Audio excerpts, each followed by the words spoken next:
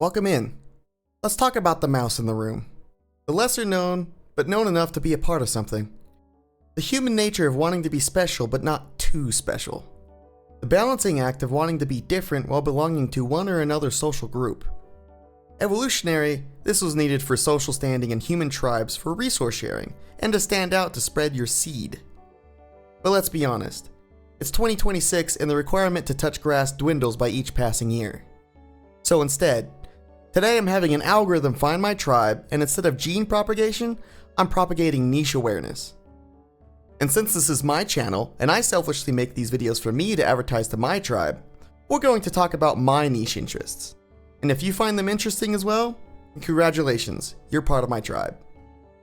For today, I'll be focusing on consumable content, mostly from the platform I'm posting this on. First off, the mainstream boys. Linus Tech Tips. No, hold on. Don't click off just yet. Just because they're mainstream doesn't mean they're not niche. And I'm not saying that they're not mid, but they came from niche beginnings, which is a perfect example of what I want to portray. Before the days of Fortnite and the ego-stroking competition of who had the most expensive 5090, there was a niche audience of tight-knit PC builders whose only goal was to build custom, unique, and powerful computers for their hobbies and games. All whilst the mainstream internet community and pop culture was busy arguing over whether the PlayStation 3 or the Xbox 360 was the better console. Linus Sebastian was shooting videos on a borrowed camera showcasing new products of motherboards, graphics cards, and whether or not they were compatible with each other. This is one of the few pieces of groundwork to be laid for a tight-knit subculture community to breach out into the mainstream media empire that now exists. Consider this niche propagated, and now you can buy a pre-built gaming computer at your local Costco. You see where I'm going with this? A niche community of enthusiasts now turned mainstream. Why? It's what I believe to be human nature, to be different, but to not be alone. There wasn't a need specifically for gamers. I myself don't see why I wouldn't be happy with the standard gaming consoles. They look and perform great. But there was always that itch. To be just a little bit better. A couple more frames per second, a couple more pixels on the screen. I could go on with the other arguments about price to performance and how this newly found enthusiasm was beneficial for everyone, thus breeding competition and innovation. But that's a topic for another video. Speaking of other videos, Brinkus Studios. This is where we start to see the renaissance of what once was the nitty-gritty of the PC community of the past brought back to live again, but now in the more mainstream, almost naturally. The channels and communities that laid the groundwork, like Linus Tech Tips, to help bring the computer hardware world into the limelight birthed a whole new generation of tinkerers. Now a whole new generation of people have an understanding of how computers work, and for the most part, start as a blank slate that can be told to do anything and awaits its purpose.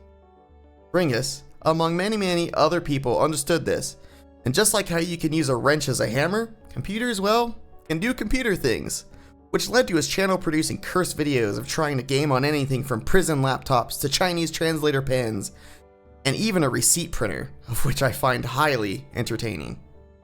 Do some of these niche communities take hold and form from a thin layer of rose tint on your glasses? Or does the interest lie in taking this nostalgic tech of old and improving upon it with tech from now? With the basic understanding of computers do computer things, and the tinkerer culture that had spawned into something bigger, you now have channels like Dank Pods that shows you don't have to be a computer genius when now a huge repository of tinkerers, now bigger than ever, have found each other, and thus leading to tools and products that allow a wave of Dank Pods to add an entertaining twist to not only restore Apple iPods of yesterday, but even improving upon them, giving them up to even 1,000 gigabytes of storage. Also showing the contrast and removing the rose-colored tint by testing incredibly cheap and or knockoff MP3 players from the same era that clearly came from other companies trying to bank off of Apple's success. Maybe the past isn't always as great as we remember it being. If it wasn't as great, then why do I take such an interest to it? Almost as if I'm almost drawn to it. Almost as if humans are protective of it. We are one of the few creatures on this planet that are trinket collectors, and ones that make time capsules full of our trinkets just to review them years later.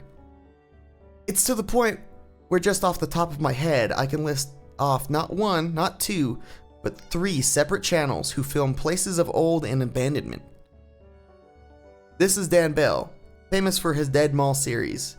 Films tens and more of tens of dead and or abandoned shopping malls. Once a cultural staple of, at the very least, the American people gone to ruin. I and probably a lot of you can't get enough of these videos. I can't get over the mystique vibe of what once was a bustling environment filled with families and laughing children are gone and laid to ruin. And I can't help to wonder what happened and what it must have looked like at its peak.